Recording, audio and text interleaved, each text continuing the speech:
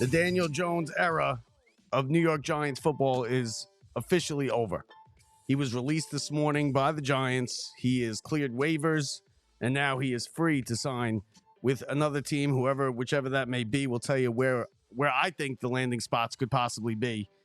But Daniel Jones is no longer a New York Giant, and that era and that is over. I'm happy about it. I would imagine most Giants fans are. You know, it's not something you have to deal with anymore. It's not something you have to listen to. The questions, why he was even on this team, why he was even the quarterback this year, it makes no sense to me. I don't know why they gave him that contract.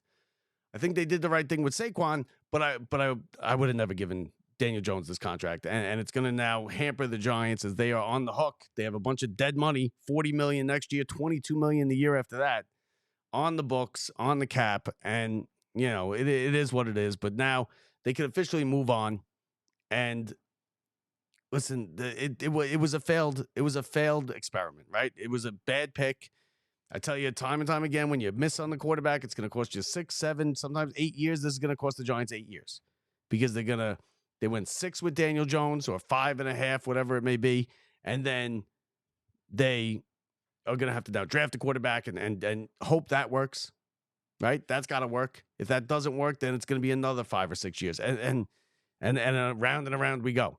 The Jets, of course, just as big a disaster, probably even bigger a disaster, more dysfunctional.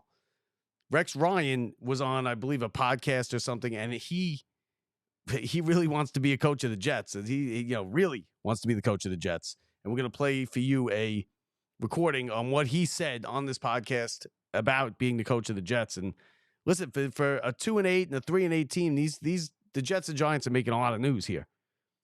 So, you know, the Jets with firing the general manager and that whole mess and the debacle after it with Woody Johnson, the story coming out with Woody Johnson having his hands all over it. He wanted to bench Rodgers after 4 weeks.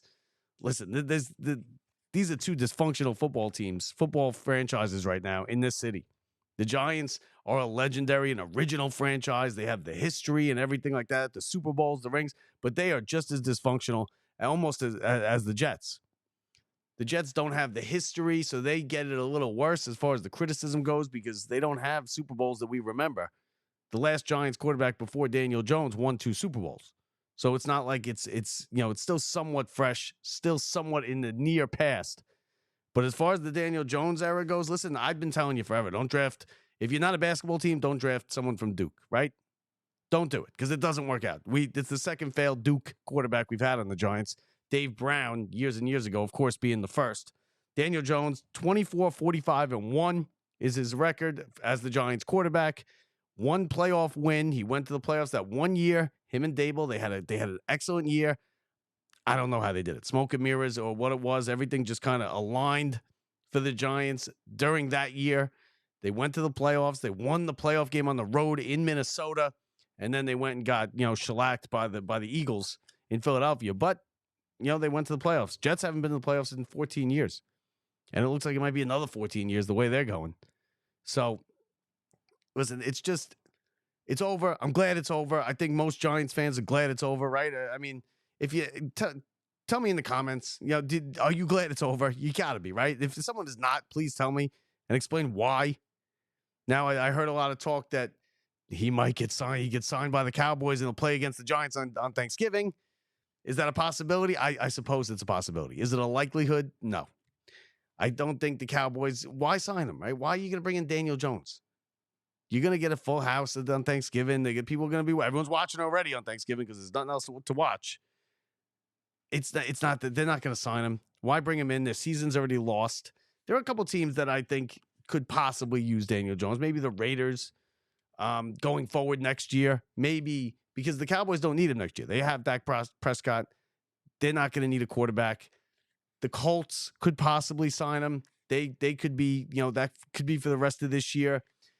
There's a couple of teams out there that, the Chiefs need a backup quarterback. Maybe the Chiefs sign him as a backup.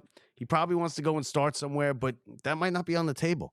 Listen, he's not exactly handing in a great resume over the last couple of years. He had 6 touchdowns and 7 interceptions this year. And we're in week 12. So it's not exactly, leaving on a high note for Daniel Jones. It's just not. I mean, it was a bad pick. It's going to probably cost. Now, is it going to cost Dable his job? It might, because they signed him again. You know what? Because once Shane signed Jones to that contract 2 years ago, he became now his quarterback. And it was even worse. I mean, it was downhill from there. It was bad. And I don't know how they didn't see it. I don't know why he was on the team this year. The Giants are a bad franchise right now. There's no way around it. You could point to the history and the Maras and then this and that. They're a bad franchise. They're a laughingstock. And with this Tommy DeVito thing coming in and starting over Drew Lock, who was the backup the whole year, makes it look even more like a clown show. Them and the Jets are just driving around in the clown car for the whole NFL. The Jets got Woody Johnson calling meetings to bench Aaron Rodgers after 4 weeks. The Giants have their sign a backup quarterback in Drew Lock, have him dress and play backup the entire season. And then when they pull the starter, they bring in Tommy DeVito to leapfrog over him. And they want to know why he's pissed. Of course he's pissed. That's why he came here, because he knew Daniel Jones was shaky. He knew it was probably going to go the way it did. And he knew they would probably get a chance.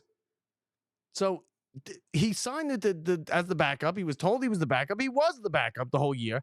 And then they pulled Daniel Jones, bench Daniel Jones, and Tommy DeVito comes off the practice field and starts the game this weekend. And you can't tell me Tommy DeVito gives the Giants a better chance to win than Drew Lock. Drew Lock's a better quarterback. Tommy DeVito, I mean, listen, I get this. He's a sideshow. He's a sideshow is what he is. He's small. He's the little guy. It's easy to root for. He's a Giants fan. He's from New Jersey. I get it. But the rest of the league looks at this and they laugh at it. He might win a game. He might beat Tampa this weekend. I doubt it, but he might. That doesn't mean he should be playing. I mean, come on. What are we going to do here? What are the Giants going to do now? Now they have to go draft a quarterback. There's not much quarterbacks in this draft. You're probably not going to get Deion's kid. There's a couple other ones. It's just it's a mess, and there's no end in sight for either of these two teams. Now, as far as the Jets go, of course, like we said, the Athletic article came out about Woody Johnson. You basically knew it already, right? You knew he had his hands all over this thing. What happened was Joe Douglas got fired, and he went right to the Athletic, and he started yapping and telling them what's going on. Well, yeah, you want to fire me? Woody Johnson had a meeting after week 4, and he told us he thinks we should bench Aaron Rodgers. And where we all laughed at him and asked him if he was serious. And it turns out he was. He wanted to bench one of the greatest quarterbacks ever. Now listen, Aaron Rodgers, I told you, he's average Rodgers. He's not very good this year, but he's all right. He definitely didn't deserve to be benched after week 4, because in hindsight, it's 2020, right? In hindsight, you look back and you're like, oh, you know what? He was right. He was absolutely right. Because Aaron Rodgers didn't do anything and the Jets didn't win anything. Maybe they make that change and something happens. They win a couple games. They're in it. No. At that moment, in time, you can't bench Aaron Rodgers. It's 4 weeks into the season. 4 weeks into his career as the Jets, really. 4 plays, he got hurt last year. Then he comes back, four games here. You got to bench him to give him all that money? Come on. The owner's got to stay out of it.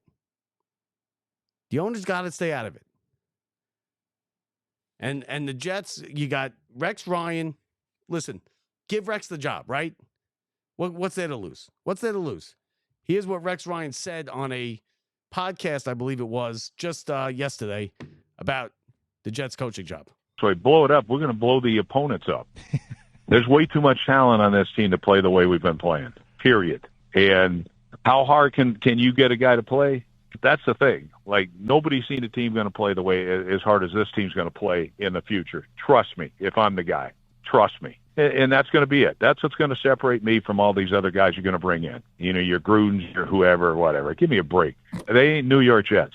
I'm all about the Jets. And the great thing is, all right, yeah, second chance. You get a second chance at it and things like that. It doesn't happen very often. Yeah, well, when it does, it's usually special. And so we'll find out if I get that chance or not. If not, then, you know, hope they have one hell of a guy in place, because I still want to be a fan of the Jets. Just give him the job, right? Give Rex the job. It can't be worse than it is. He clearly wants to be the Jets coach. I mean, he's talking with we, and he's already as far up here, he's already the Jets coach. We this, and they're gonna play hard, and nobody's better than me. And he's right about. I mean, he's right about the fact that he's Jets. Will he be a good coach with this? Who knows? It can't hurt to try, right? Nobody else with Rex's stature and Rex's resume wants the job. He took you to 2 straight AFC Championship games. Why are you not getting the job? If he stinks, get rid of him. But and you know what? The fans would like it. I think it would bring some energy into the franchise. And I give it to him. Next week. Let him get used to the team. Feel out his personnel over these last 4 or 5 weeks. Going into the offseason, and he has a whole offseason to prepare, and give him next year. Can't be worse than this year. Can't be worse than last year. He'll at least keep you relevant. And he's not a great coach. He's not a bad coach, though. He's not a terrible coach. Better than Saleh. Better than a lot of the coaches the Jets have had. And this guy wants the job. There's not going to be a lot of people out there that want the job for the Jets. Who's going to be the GM? Who knows? Now, I don't know. It's not really the way you want to go. You don't want to hire a coach without a GM. You want to hire a GM and let him pick his coach. But I don't know. I don't even know who they're looking at for GM. And it's a disaster. It's really a disaster. You want to get to the Knicks and the Rangers is basically where you want to get. Who were both playing well. Rangers lost last night. As far as last night's Thursday night football game, the Steelers, that's a big loss for the Steelers. Listen, it's one that very rarely can you pin a loss on Mike Tomlin and blame Mike Tomlin. I blame Mike Tomlin for a lot of this loss. I know the weather kept the Browns in it, and Jameis Winston played okay. He made the throw. He made plays when he needed to make plays. He made the throws when he needed to. He was not great. But, I mean, the couple plays with where I blame Tomlin. It was 3rd and 6. After the Cleveland started coming back, they got it within 2 points, I believe it was, of the Steelers. They got the ball back. Winston threw a pick. So there's 4 minutes left. Pittsburgh's got the ball. They can run the clock out. Couple first downs and it's over. 3rd and 6. And at this point, Russell Wilson is 18 of 22. So he's been having a good game. You got to trust your quarterback. He pulls Russell Wilson, puts in Fields, who throws a deep pass down the sideline, overthrows the receiver, and it's 4th down. They give the ball back to Cleveland, who in turn goes down and scores the winning touchdown. You can't pull Wilson there. If you're 3rd and 6, he's 18 of 20. You got to try. He's your starting quarterback for a reason. You got to trust him. He didn't. He pulled him. He had Fields go in there, throw a pass. It was the first pass of the night. Just doesn't make sense to me why you would do that. He did. Then they have to punt, and the rest is history as Jameis Winston takes him down the field, scores on the run, and that's that. So that. That's their own fault. And they got a tough schedule coming up. The Steelers are going to rue the day that they lost that game.